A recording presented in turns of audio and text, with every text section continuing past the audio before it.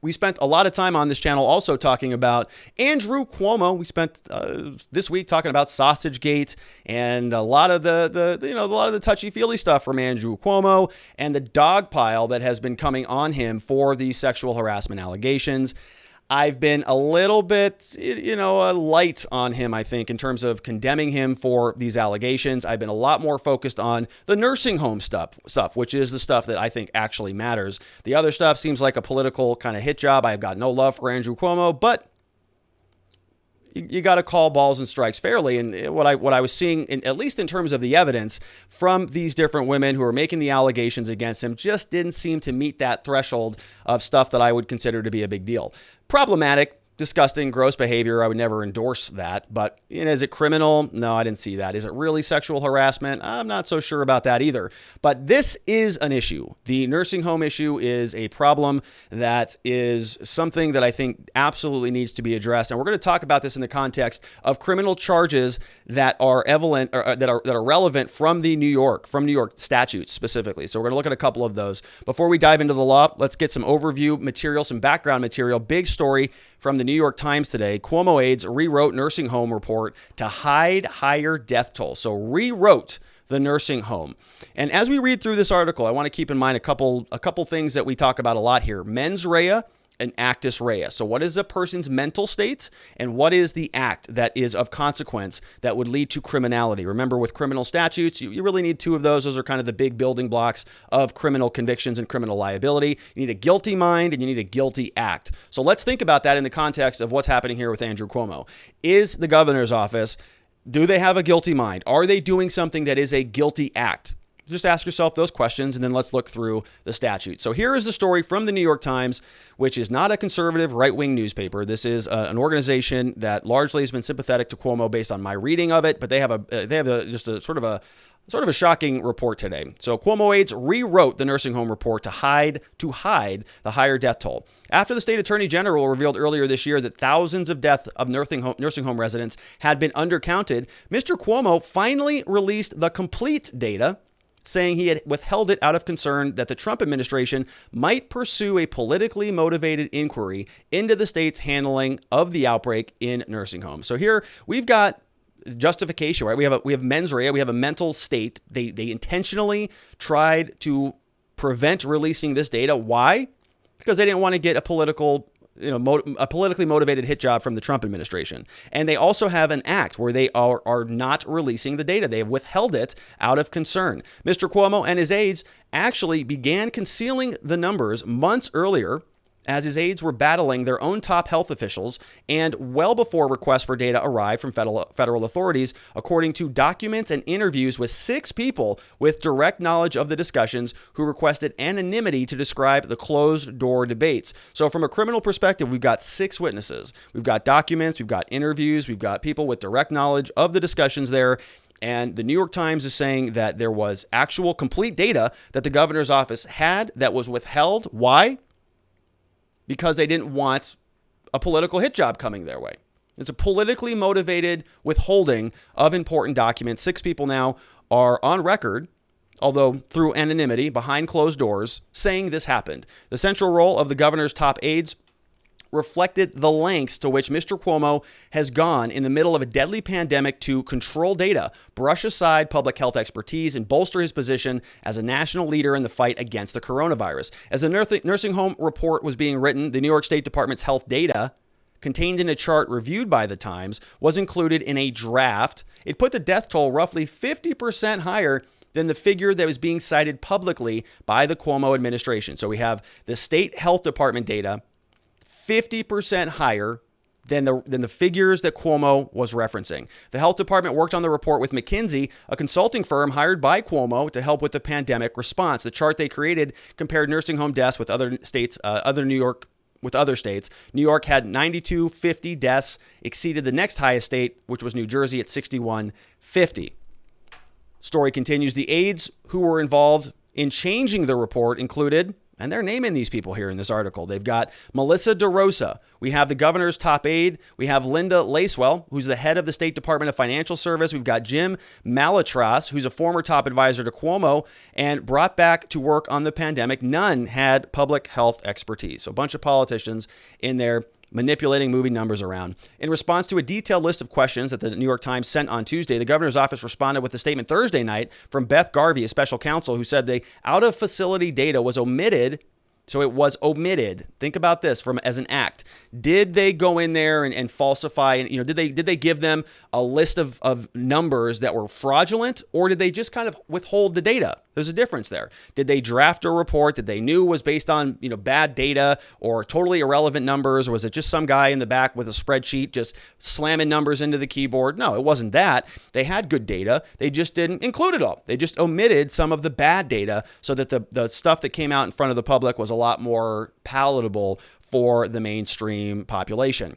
She added that the additional data did not change the conclusion of the report. So she's saying it was omitted after the DOH, so the Department of Health could not confirm that it had been adequately verified. So look at that. So that's a good justification for why they didn't include it. They're going to have to find some legal reason for why they made that decision. And this is what I think this is going to come down to ultimately. It's discretion. Okay, when people are drafting reports, this happens all the time, doesn't it? You include some things in a report, some things are not relevant. Even when you did a book report in 8th grade, you didn't talk about everything. You didn't explain the whole book, because if you did, you could just bring the whole book in and say, here, you read it. All right, you synthesized it, you summarized it, you said, oh, that little plot point with Susie and Sally, that didn't matter. So you leave that part out and you only talk about the bear eating the wolf or whatever book you were reading. And so is this what happened here? Was this just sort of regular operational routine within the Cuomo administration, just deciding, well, we couldn't verify it, so we only wanted to put out verified numbers? They're going to be twisting themselves into pretzels to justify their rationale for doing this.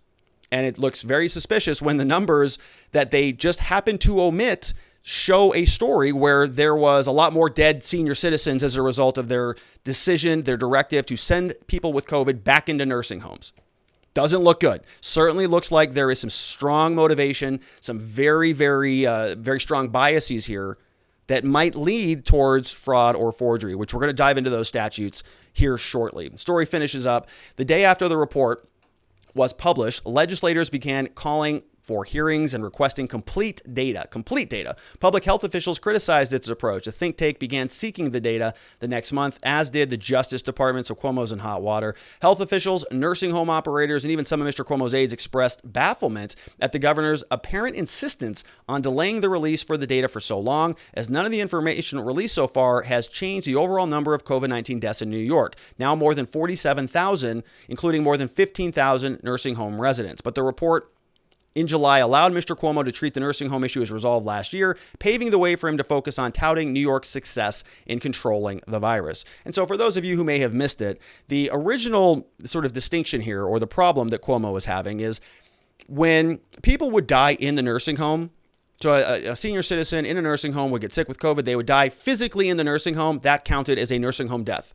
But if a senior citizen got very sick and was transported out of the nursing home into a hospital and died at the hospital or in a different facility or a different location, that was not considered a nursing home death because they didn't die in the nursing home. And so many people are saying, well, yeah, but they got sick in a nursing home and they lived in a nursing home. They just happened to physically die somewhere else. So if we want an accurate number on the nursing home deaths, so that we can trace this back to your malfeasance for sending sick people back into nursing homes, and we can quantify the damage that you caused, that's a relevant. We need to know that number.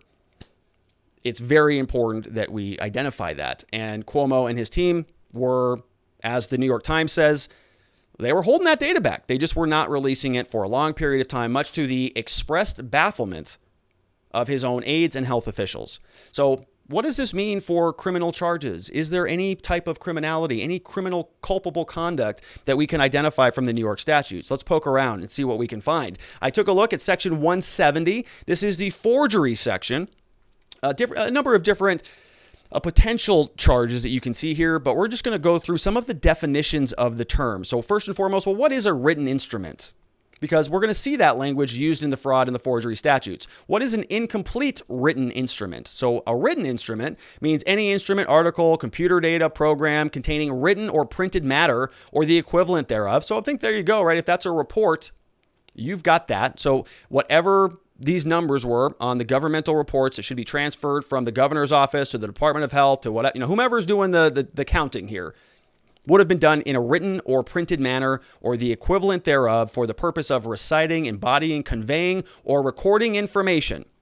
So, all right, it basically everything we're talking about, I think, qualifies as a written instrument. Also qualifies as an incomplete written instrument, which is defined as a written instrument which contains some matter by way of content or authentication, but which requires additional matter in order to render it a complete written instrument. So, it's an incomplete written instrument because it has some of the authenticated information. It has some of the content that is relevant, but it's also missing the other stuff that makes it a full document. If you just leave out half of it, that's not a full written instrument. If you have a sandwich, but you leave out the turkey, you got the bread, you got all that stuff, but it's not really a sandwich. You got some of the ingredients. You have the bread and the lettuce and the tomato and all of the other goodies, but you're missing the critical element of that delicious sandwich. And so we're not going to call it a sandwich. We're going to call it an incomplete sandwich, just like this might be an incomplete written instrument. And when we go and look through some of the different potential violations, we see here, there's Article 170, which we can talk about, forgery and related offenses. We just read the definitions for this section. We also have Article 175, which is offenses involving written statements that are false. So we're going to go through a couple of those quickly. Not going to spend a ton of time on these, but let's look at one potential charge that Governor Cuomo could be viable or liable for. Section 170.10, forgery in the second degree. A person is guilty of forgery of the second degree when with intent to defraud, with intent to deceive, he falsely makes, completes, or alters a written instrument which is or purports to be or which is calculated to become or to represent if completed. All right, so we have some indications here.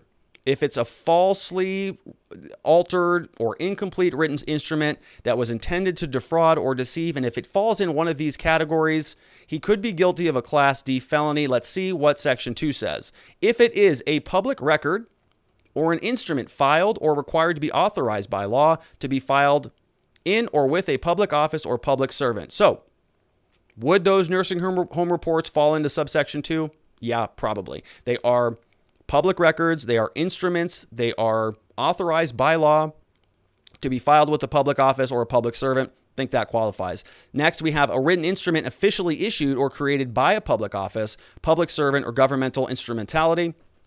And there's a whole nother slew of different potential options that it could be. But were these nursing home reports, was this data a public record? Was it an instrument filed or required to be filed with a public office? This is data that's being transmitted from various governmental agencies. They're all communicating with one another. They're all sending reports back and forth to one another. But the governor's office was withholding some of this data.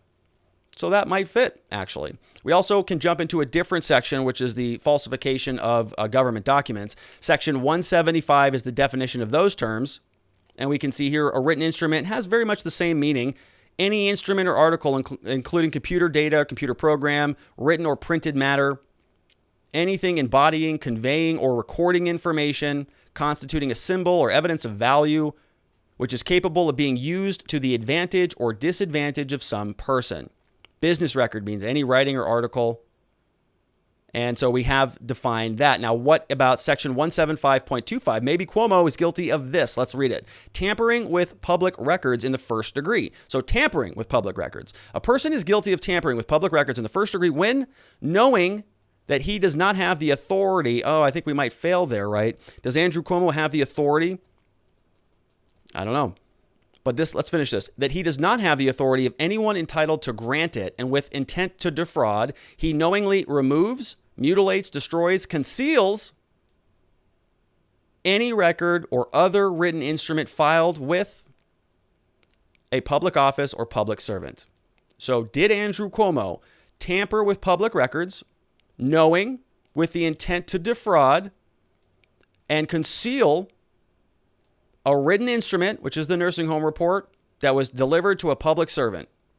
I don't know. What do you think about that? It kind of sounds like he did. There's another section here, which is tampering with public records in the second degree. And this is a little bit lower standard. So let's take a look here. Here we have intent to defraud. And if you intend to defraud, that's going to make it first degree. You can see that. Here, we don't have that intent to defraud. We just have knowing that he does not have the authority of anyone entitled to grant it. He knowingly removes. So it's sort of lower. This section here, section 175, is saying he knew that he didn't have the authority, but he didn't have the intent to defraud. So this is a little bit lower penalty. This is a Class A misdemeanor, whereas the other charge is a Class D felony. So did Andrew Cuomo tamper with public records? Did he conceal, make a false entry? Yeah, I think he did. But the real question on this one is, he kind of had the authority to do that. Didn't he have the authority? Isn't he the governor? Doesn't he have some discretion to do that? So I'm not sure that any of these charges are going to stick because he did have some authority. It was kind of fraudulent. It was dishonest, but he kind of had the authority to decide what the book report was.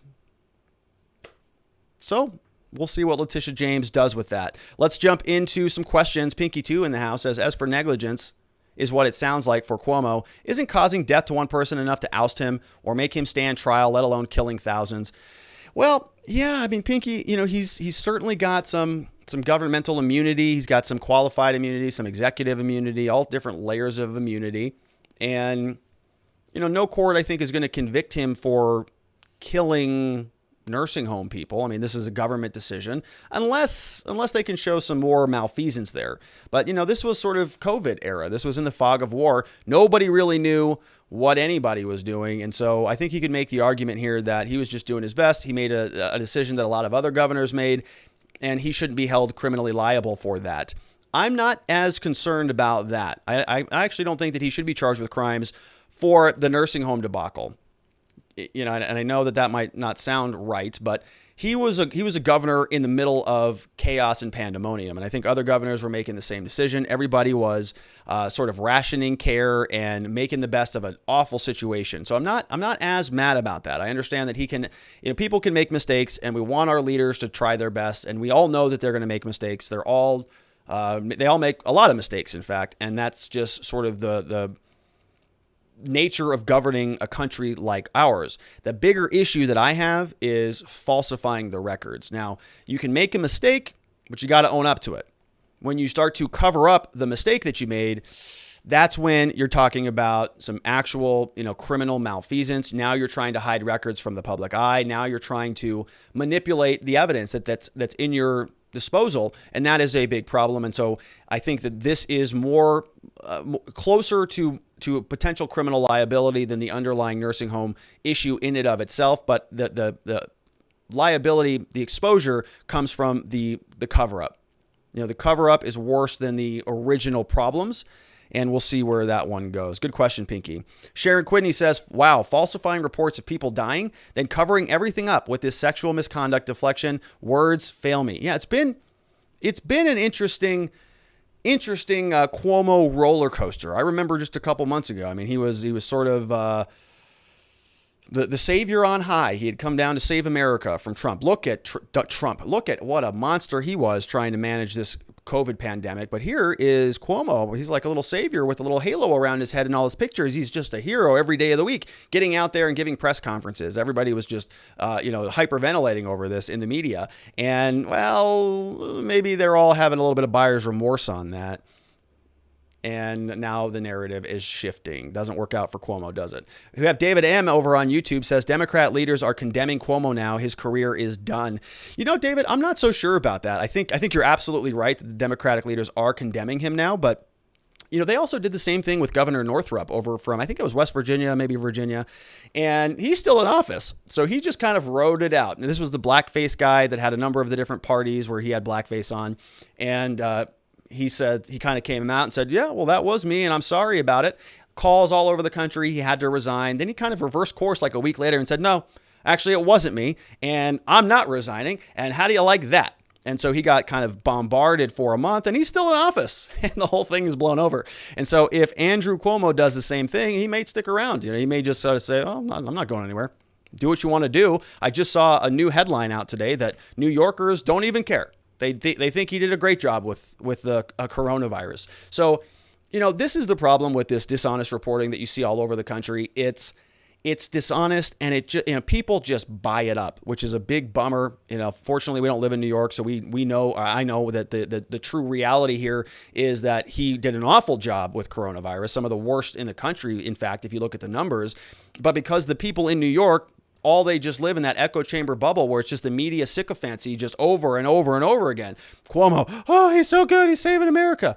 All right. That's all they're going to hear. So he's kind of insulated from it. The rest of us who don't live in Manhattan, we're all sitting, looking from the outside looking in saying, what a disaster. This whole thing is like a category 5 hurricane politically. But he's there in New York with his constituency, who are the only people who really matter. Okay, what Rachel Maddow, what Chuck Schumer says. Well, Chuck Schumer's in New York, but what some of these other senators say from other parts of the country, who cares? If the people in New York still like him, batten down the hatches, stick through it, and I think he'll be fine if he wants to be fine. We don't know what I think he can weather the storm based on his last press conference. Liberty or Death says, pretty sure A.G. James is looking to be governor. That is why she is unloading on him. Also, I saw Lee Zeldin is looking at running for governor of New York. I think Zeldin has a better chance. New York has a tendency to vote for Democrats a few times in a row, then a Republican. Either way, I do love watching the left eat their own. That comes from Liberty or Death. Yeah, and it is kind of satisfying to see that, right? For many, many months, all we could hear about was how incredible Cuomo was from many of the same people who are now condemning him. So now they're having to kind of eat their own words, but it just shows you what a facade this whole thing is. We have Liberty or Death also asking, do you think Fredo's brother would be covered by qualified immunity, or could he actually be charged?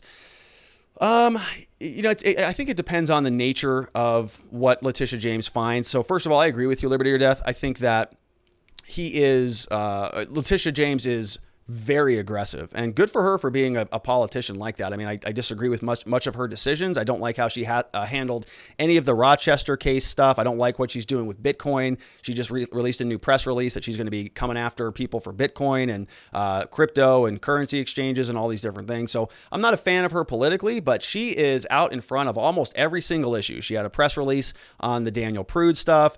She's been very aggressive with Cuomo now. There's some other stories that we've covered from her. So she's sort of touching on everything. And I'll be curious to see what she finds. I think that if there was sort of, gross negligence in this case, if the Cuomo administration was acting in a manner that was just beyond reprehensible, if they knew that they were killing people by sending them back into nursing homes and they just did it anyways, they said, well, it's just too bad. I know it's a higher death rate, but we're going to do it anyways.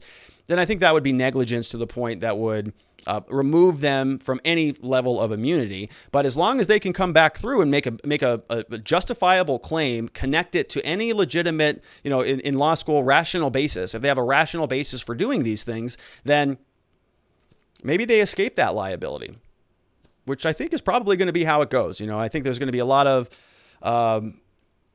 bloviating back and forth over this stuff, but ultimately it will go by the wayside. We have iOnion says, hey, Rob, how about this? New York penal law, criminally negligent homicide. Let's read it. We've got a person is guilty of criminally negligent homicide when with criminal negligence, he causes the death of another person. Criminally negligent homicide is a class E felony. Well, sounds pretty good to me. Person is guilty of criminally negligent homicide when with criminal negligence, he causes the death of another person or another 10,000 people. So here, the sticking point on this issue is going to be criminal negligence. We talked about this yesterday with Derek Chauvin. When we talk about negligence, we have a standard of care. Okay, you have to do this. If you fall below that standard, that's when you get into trouble. So think about this with a doctor, right? A surgeon. Okay, a doctor, if they cut you open and they remove your kidney and it was the correct kidney to remove, well, they had a duty to perform a legitimate, correct surgery. They completed their duty. No harm, no problems, no negligence. Well, what happens if they're supposed to take out your kidney and they take out your liver? Well, they did a surgery, but it wasn't the right surgery. And so they had a standard of care. They fell below that standard. Now they're going to be opened up to medical malpractice claims and all sorts of problems. So same type of concept here. Did the governor do something outside of the scope? Did he do something that was criminally negligent? Did he fall below the standard of care? We don't really know yet. Sounds like it, right? If you send, sounds like a bunch of elderly people who we already knew were the most at risk, the most critical types of patients that existed. If you send them back into a nursing home with COVID, where they're going to turn into these little, nuclear bombs of the virus, that sounds negligent. But in my opinion, I was giving him the benefit of the doubt on this thing because, like I said, it was the fog of war. Nobody knew what the hell was going on. And so some of these decisions can be excused unless he knew, right? Unless there's more evidence that he knew that this was going to be a problem. His office had receipt of that information. And I would think that probably they did. I think that probably somewhere, somebody at some time knew that this was not a good idea and they did it anyways. If they're able to prove that, I think that would show clearly that he fell below that standard of care and he should be prosecuted. And we're going to see what Letitia James does. Ordinarily, I would say that maybe you're not going to see Democrat on Democrat violence, but Letitia James is not like a lot of the other attorney generals that we've talked about here. She's very aggressive. She is going after her own side. To her credit. We have another question from Jill Cody. Says, yes, but we had U.S. comfort ship on the Hudson, could hold 1,000 hospital beds, outfitted surgical rooms, and only serve 176 people. But Cuomo would not permit the elder to go there.